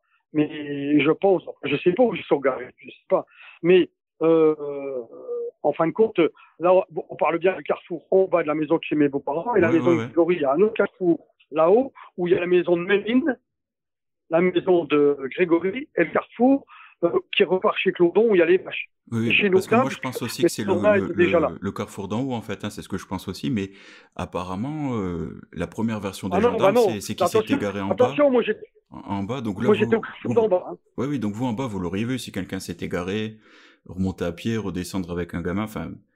Ah, bah, je pense quand même, puisque en fait, quand on a ramassé des pommes, après on est remonté avec les paniers de pommes et on les a ramenés chez ma belle-mère. Donc, s'il y avait une voiture de garage, je l'aurais vu. D'autant plus qu'avec il n'y avait aucune maison en face. Ce que vous avez vu maintenant, il n'y avait rien du tout. Mon épouse, elle a dû vous dire, il y avait 0 maison, il n'y avait rien du tout, quoi.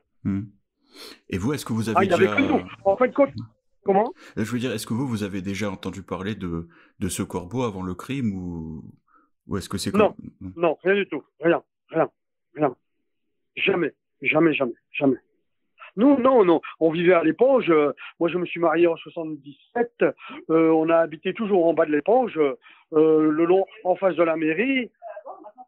Oui, c'est plus la mairie maintenant, mais on habitait juste en bas de l'Éponge, au carrefour où il y a les établissements Gremillet. On a toujours habité dans le secteur là, mais à aucun moment. Mais d'ailleurs, moi, une quinzaine de jours ou 3 semaines avant, parce que en face de chez mon beau-père, c'était pas des maisons, c'était rien du tout. C'était les jardins à mon beau-père et il y avait des hangars. Et souvent, on discutait avec mon beau-père l'autre côté. Il y avait même encore à l'époque M. Riette. Et là, je sais pas si c'est 3 semaines ou 1 mois avant, je sais plus. Le Jean-Marie s'est arrêté avec son fils. Et on a discuté. Parce que lui, il faisait de la moto et il avait son fils sur la moto. Et Jean-Marie connaissait bien mon beau-père et on a discuté. Et moi, j'ai discuté avec aussi. Et vous en a jamais parlé, ils avaient gardé ça pour eux? Ah bah attendez, ils allaient pas en parler déjà, on se connaissait en tant que voisins et surtout voisins de mon beau-père, parce que nous on habitait en bas. Moi c'est pareil, si je vous dis ça, moi souvent les matins quand je partais au boulot ou quand j'étais de l'après-midi, que je travaillais du matin ou que j'allais amener mon épouse au boulot n'importe, quand j'allais au pain chez Rémi, bah, je voyais Christine, puisque c'est normal, on se croisait, on travaillait tous dans le même secteur. Bonjour, et puis voilà, quoi, c'est tout. Mais à aucun moment on s'est étendu sur l'affaire, quoi. Voilà. Et ça ne nous regarde pas. Mais c'est même pas que ça nous regarde pas, c'est que c'est leur affaire, quoi, c'est leur truc. Hein. Et vous les avez pas revus depuis, je pense. Ah bah non. Bah si, moi je l'ai vu le soir là. Le soir, Jean-Marie, je l'ai vu. La preuve qu'il me connaissait, puisque je vous ai dit, quand tu... On a vu le temps qu'il y a eu la construction depuis notre fenêtre. Ah oui, non, mais on l'a revu quand il venait à la mairie, tout ça, oui. Mais où moi je l'ai vu, donc, le seul soir, mais la preuve qu'il me connaissait, puisque quand je suis arrivé dans la cour de la maison où il y a toujours le portillon, je suis rentré avec ma voiture dans la cour, il est venu, il m'a ouvert la porte et il m'a dit qu'est-ce qu'il y a Jean-Paul. Donc il me connaissait, hein. Oui, bah oui. Oui, au moins de vue, voilà. Quoi, on se connaît dans un petit village comme ça. Ah bah oui, de vue. Mais je vous dis, on est dans un village, puis je vous dis, j'ai discuté, moi je me rappelle avoir discuté avec lui, puis mon beau-père, devant la maison de mon beau-père, et puis le petit Grégory, quoi, qui était sur la moto de son père, voilà. Il avait une moto, son père faisait de la moto. En plus de la voiture, voilà. Ouais, c'est intéressant. Alors là, c'est incroyable de se dire que vous étiez juste à côté, en fait, de la rue des Champs, et que peut-être... Mais ça, c'est incroyable. C'est vrai. Moi aussi, je me suis posé le truc, parce que, en fait, quand on repense à toute cette affaire, j'étais juste à proximité.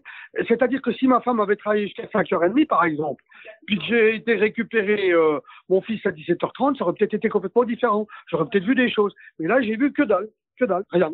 Ah, mais parce qu'encore une fois, quand vous êtes en train de ramasser des pommes, puis on est à des milliers de lieux de penser à une affaire comme ça, quoi. Dire, à aucun moment. Oui, c'est normal. Moi, c'est ce que j'ai souvent dit. D'ailleurs, je dis voilà, on s'attend pas à ça, donc on fait pas gaffe à une voiture, à un passant. C'est la routine, quoi. Si on devait penser à tout ce qui va arriver, on se tire une balle. Hein. Ouais, non, mais c'est ça. Ah, non, mais voilà. Non, mais la réalité, c'est pour ça que je vous dis encore une fois, moi, ce que je vous raconte, c'est très, très factuel, et c'est réel, et c'est la vraie vérité. Oui, non, de toute façon, je vois votre récit me paraît sincère, et il nous éclaire beaucoup, finalement, sur plein de points. Bien sûr. C'est pour ça que, en fin de compte, j'ai mis 30 ans à parler. Le premier à qui j'ai parlé, c'est Éric Nicolas. Si vous achetez le supplément de l'Est républicain, vous aurez encore une fois mon témoignage. En fait, quand j'ai témoigné à Éric Nicolas pour l'anniversaire pour les 30 ans, je suis dans le supplément. J'ai le supplément chez moi et j'ai vraiment Alors là, c'est pareil. Il m'a fait une photo donc à Nancy, puisque on a fait ça à Nancy, puisque il est Nancy. Donc, et j'ai raconté ce que je raconte textu. À la suite de Nicolas, Eric Nicolas m'a couru après 5 ans. Bon, j'ai accepté pour les 30 ans.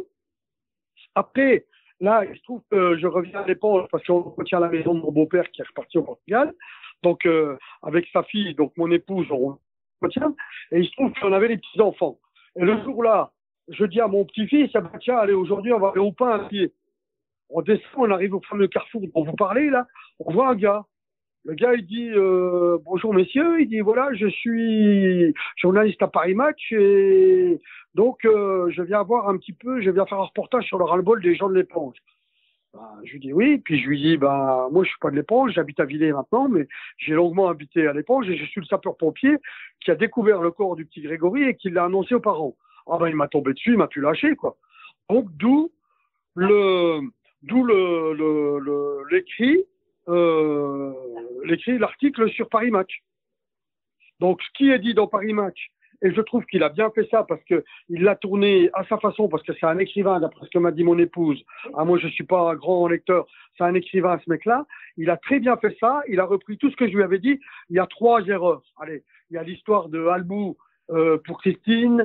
Il y a une autre petite erreur quand il dit que le drap blanc il a été apporté par Idalina, alors que le drap blanc il a dû être pris dans la caserne des sapeurs-pompiers qui était à proximité pour transporter le corps pour qu'il soit pas vu par les gens quand on le transporte depuis le bord de la route jusqu'à la caserne des sapeurs-pompiers.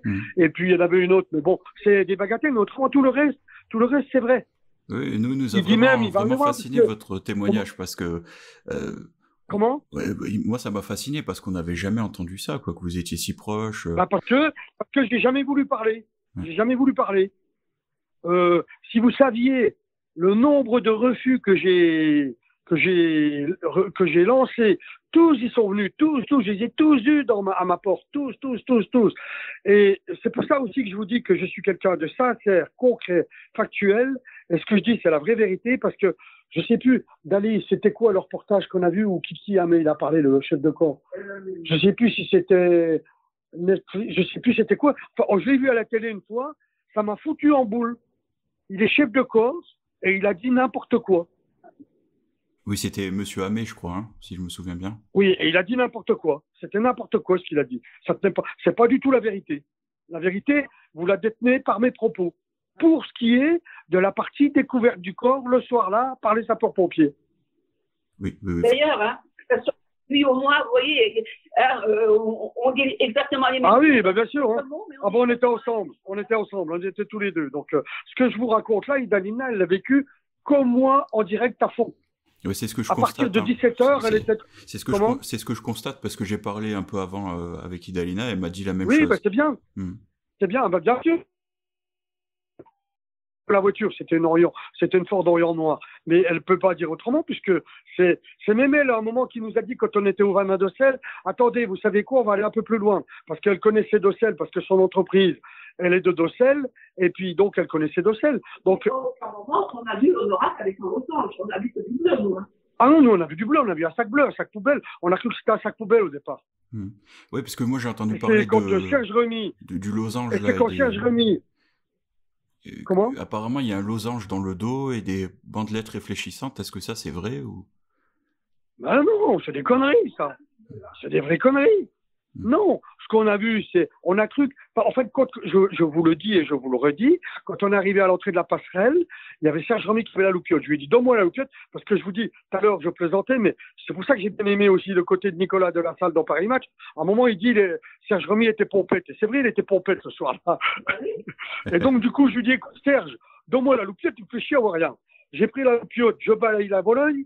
Je sais plus lequel de nous quatre a dit, ou moi, je sais plus, ou ma femme. Regardez, il y a un truc bleu qui est coincé entre 2 cailloux là-bas. Voilà. Et en fin de compte, on a cru que c'était un sac à poubelle bleu. Et du coup, parce que vous savez, les gens, ils fantasment sur cette affaire-là. Oui. Faut arrêter de fantasmer, faut arrêter de raconter des conneries. C'est pour ça que je ne veux pas. Vous savez que quand Nicolas de la Salle est venu, ça a été coriace pour lui, hein, parce que je me laisse pas faire, quoi. Et moi, je lui ai dit, attention. Et avec TF1 encore pire. Alors, avec TF1, quand ils sont venus, sur le creux. Si ma femme elle vous a parlé de TF1 et le documentaire que vous allez voir, quand ils sont arrivés, ils arrivaient tous les deux de Paris, j'aurais dit, je vous préviens, je les ai sermonnés pendant un quart d'heure, 20 minutes. D'ailleurs, ils ne savaient plus s'ils devaient rester ou partir. Et en buvant le café, j'aurais dit, je vais boire un café, vous servir la table, et après, je vous dirai si je suis d'accord. Et j'ai accepté. Mais parce que Monsieur Dubois, c'est quelqu'un qui m'a paru très sérieux. Voilà. Mais je vous assure qu'il faut être briefé avant. Il faut être briefé quelque chose de carré, comme je l'ai fait avec vous tout à l'heure quand j'ai dit, attention, moi, vous pouvez annoncer sur votre bande que c'est la pure vérité que je vous dis. Oui. C'est la pure. Il n'y a pas d'artifice, il n'y a rien du tout, c'est la vraie vérité. Oui, de toute façon, moi, je vais rien couper, hein, je vais vraiment tout laisser. Et puis comme ça, les gens pourront se faire une idée. Moi, c'est ça qui est important pour moi. Je suis pas là pour dire qui est coupable ou innocent, mais c'est surtout que voilà. Moi non plus. On est un témoignage. Voilà. Moi non plus. Voilà, c'est pour ça que je pense que. Moi, c'est bien. Là, vous avez brut le vrai témoignage du sapeur-pompier qui a été missionné par le maire André Claudel de la commune pour aller à Docelles avec Jean-Paul Jacot, Serge Remy et mon épouse parce qu'elle était là. Voir au van si le corps y était. Le corps y était pas, il était un petit peu plus loin, on l'a trouvé, on a fait ce que je vous ai dit tout à l'heure, et moi je suis revenu, j'ai rencontré Jean-Marie Villemain, j'ai vu Christine s'effondrer sur sa peau, hurler de douleur, je suis reparti avec les gendarmes, on est allé à Docelles, le capitaine Sesma était arrivé, on a su pas, il a été amené dans la caserne des sapeurs-pompiers. J'ai fait partie des 4 personnes qui étaient dans la caserne des sapeurs-pompiers, c'est-à-dire le capitaine Sesma, le médecin, le chef de corps et Jean-Paul Moulin. Et là, c'est là que je vous ai dit, de la façon dont j'ai lu le gamin, ficelé, avec les yeux grands ouverts, le visage blanc, pâle, livide. Voilà. Et tout ça, c'est la pure vérité. Et du coup, vous avez écouté le témoignage de Madame Guyot. Vous en pensez quoi, vous, de tout ça? Est-ce que vous pensez que le corps, il aurait pu... Alors, Madame Guyot, ça m'a surpris. Ça m'a surpris complètement. Mais en plus, c'est une dame qui maintenant habite dans le sud de la France. Et elle est comme moi. Donc, c'est bien. C'est même qu'elle l'a retenue. C'est-à-dire que je l'ai entendue, j'ai écouté son interview. Et elle avait beaucoup de retenue parce que elle a dit les choses qu'elle a vues.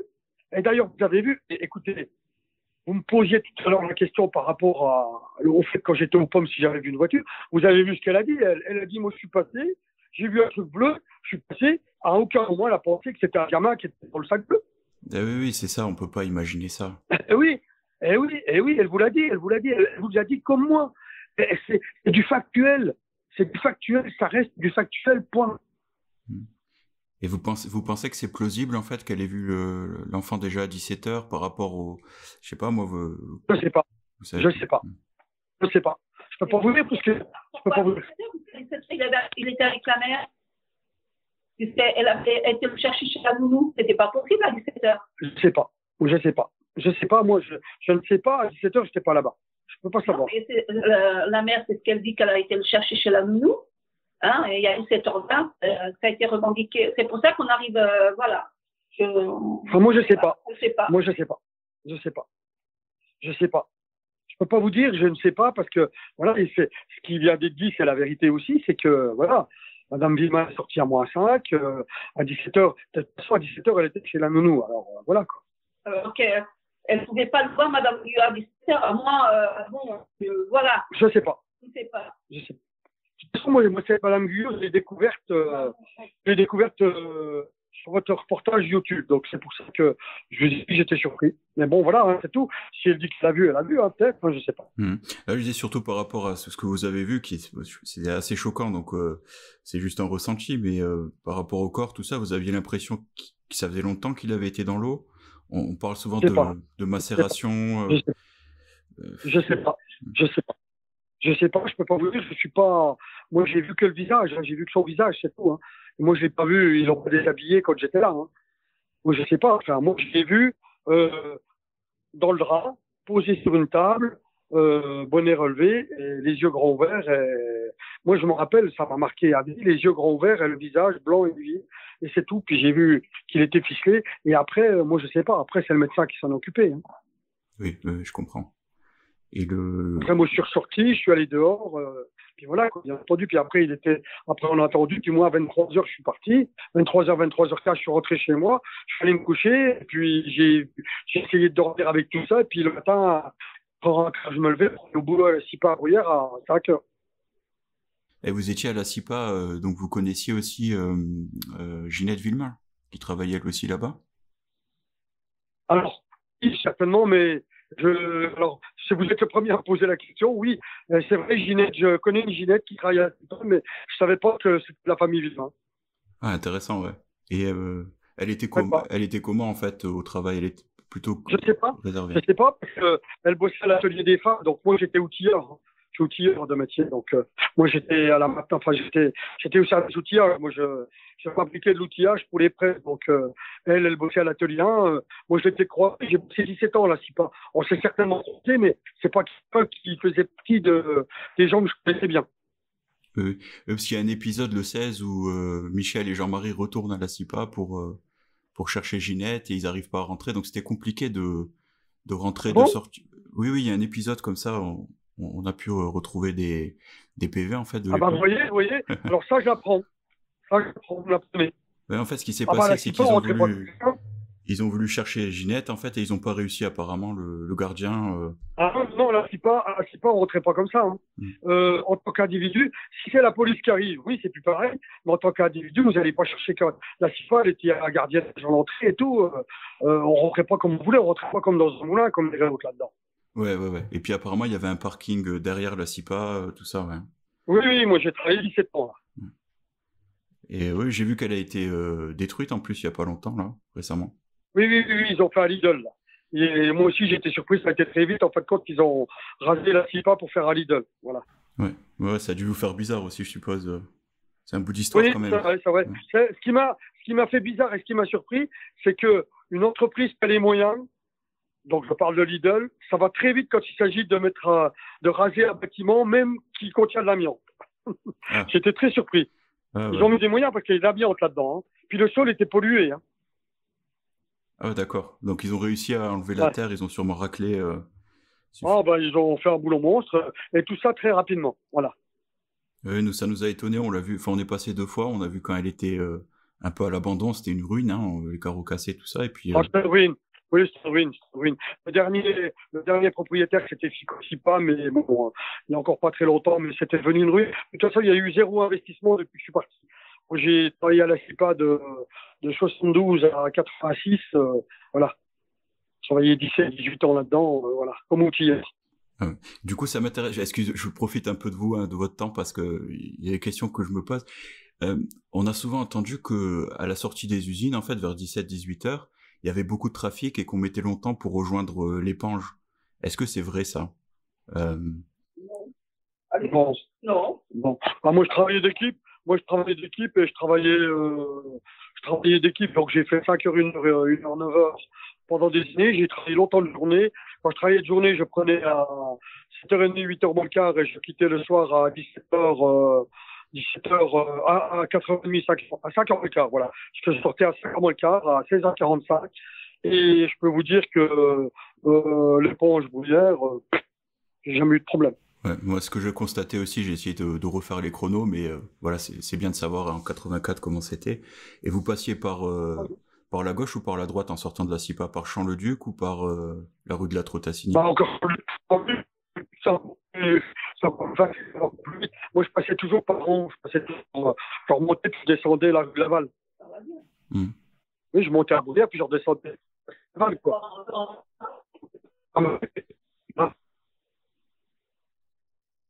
Allô, je vous entends mal. Allô. Oui, là, je passais c'était la gendarmerie.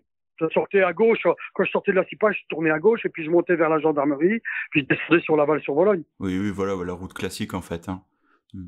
Oui, la route classique pour descendre à l'éponge. Et en 10 minutes, c'était plié, ça, non? À peu près 10 minutes. Oh, bah oui, 5 minutes, même 5-10 minutes, oui. Ouais. C'était rien du tout. Rien du tout. Et vous dire, même je travaillais beaucoup, j'ai travaillé pendant une période même plus loin et il n'y a jamais eu de problème, quoi. Je veux dire, non, ça roule tout seul. Il n'y a pas de bouchon, on n'a pas de bouchon. À l'époque, il n'y avait pas de bouchon du tout. Ouais, bah c'est intéressant. Oui, il y avait moins de voitures en plus. Et sinon, une question un peu indiscrète, mais Bernard Laroche, vous le connaissiez, vous... Bien sûr, j'étais à l'école 3 ans avec lui. Ah, vous avez... Ah, d'accord, intéressant. Et il était comment, en fait, d'après vous? Bon, bah, c'était Bernard Laroche. Il montait dans le car, on prenait le bus, on était demi-pensionnaires tous les deux. Il prenait le bus à Aumonzé. Moi, je le prenais à Champ-le-Duc, puisque j'étais de Champ-le-Duc. Et puis, on partait à Gérardmer, et puis, on faisait notre école, on était en cours ensemble et tout ça. Et puis, voilà, c'est tout. C'est pas quelqu'un qui est expansif, mais bon, voilà, quelqu'un de, voilà, quoi. C'est Quelqu'un le de... souvenir que j'en ai. Après, ça remonte. Hein. C'était, vous imaginez, quand on a fait notre école, moi j'ai fait mon CAP de mécanique générale. Il a dû faire un CAP de mécanique générale comme moi de 69 à 72. Donc vous imaginez, ça remonte. Hein. Ah oui, ça remonte. Hein. Mais c'était pas quelqu'un à problème, quoi. Plutôt quelqu'un de discret, gentil.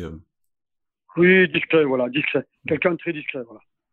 Donc ça vous étonne un peu qu'on l'a accusé à un moment où... Je ne peux pas vous donner d'avis. Je vous donne pas d'avis. Je vais vous dire pourquoi. Parce que déjà, je n'ai pas d'avis, d'une. Et deuxièmement, vous savez comme moi ce qui a été dit. Vous savez comme moi ce qui s'est passé au niveau de l'enquête de gendarmerie, au niveau de l'enquête du juge Lambert et puis du juge Simon, tout ça. Je sais pas. D'accord. Bon, mais je vais pas vous questionner plus là-dessus. Hein. Je comprends. En plus, il y a quand même encore une instruction en cours. Je peux pas vous en dire plus. Je sais pas. Je vois pas pourquoi j'irais vous dire des trucs puisque je sais pas. Oui, tu connais pas. Je sais pas. J'étais à l'école avec, effectivement, on a le même âge, il doit avoir, oui, on était du même âge. On a fait le CAP de mécanique générale ensemble à Gérardmer, et puis ça s'est arrêté là. Vous savez, on est jeunes à l'époque, on a entre 14 et 17 ans, hein, puisque c'était une époque où on sortait encore de fin d'études primaires. Moi, je sortais de fin d'études, j'étais même pas passé par le collège, et j'étais sorti du primaire et je suis allé directement faire mon CAP. Donc, vous savez, on parle de choses de jeunes, quoi, hein, voilà. Hein. Et en plus, pour le premier trimestre, j'avais été interne, j'étais demi-pensionnaire après. Donc voilà. Oui, mais donc après, je 10 peux ans rien après, vous dire. on peut pas connaître les gens 10 ans après, quoi. Mais vous le voyez de temps en temps à l'Épange, avant les faits, là, en 80, on le voyait pas? Non, jamais, jamais. En fin de compte, c'est un gars que je n'ai jamais recroisé après l'école. Jamais, jamais, jamais. Ouais. Bah, sinon, on avait entendu qu'il coupait du bois, apparemment, l'Épange, tout ça. Je sais pas. Mais bon, ouais, c'est intéressant. Alors moi, il faut savoir que j'ai habité à l'époque de 77 à 89. Et depuis 89, je suis parti de l'éponge, on est à Villers-les-Nancy, moi. Oui, donc c'est quand même un bon hasard que ce journaliste vous ait vu ce jour-là, là, parce que nous, on connaissait pas du tout votre histoire, en fait. Je vais vous dire, c'est une pure coïncidence, parce que, en fin de compte, on était là, il était là, et puis en plus, le jour-là, je décide d'aller à pied au pain, que d'habitude, j'y vais toujours en voiture. Ah bah, quel hasard. Et je pensais pas que ça que Paris Match ferait des petits comme ça, quoi, parce que moi, j'ai des collègues qui m'ont appelé de Nancy, après, qui m'ont dit, ah, mais Jean-Paul, on t'a vu t'as parlé à Lorraine Actu, il y a une autre personne qui m'a appelé, et alors, imagine, une jeune fille qui était à l'école avec mon fils quand on est arrivé à Villers, que je n'ai pas revu depuis des décennies, et qui m'envoie un message et qui me dit, ah, Jean-Paul, t'as trouvé le petit Grégory, tout ça. Et j'ai vu l'article sur Femme Actuelle. Bon, le beau-père de mon fils, il a vu l'article sur Femme Actuelle. Il y en a qui m'ont dit que ça avait paru aussi sur d'autres revues. Donc, voilà, je pensais pas que ça ferait comme ça, quoi. Voilà. Et vous avez pas été embêté parce que, effectivement, tout d'un coup, votre identité se retrouve dans Paris Match. Est-ce qu'il y a des gens qui ont essayé de vous appeler ou... Non, si, j'ai reçu des coups de fil, des appels, mais pas plus que ça. Non, pas plus. Ça va. Mais je préfère comme ça, Oui, bah, j'imagine, ouais.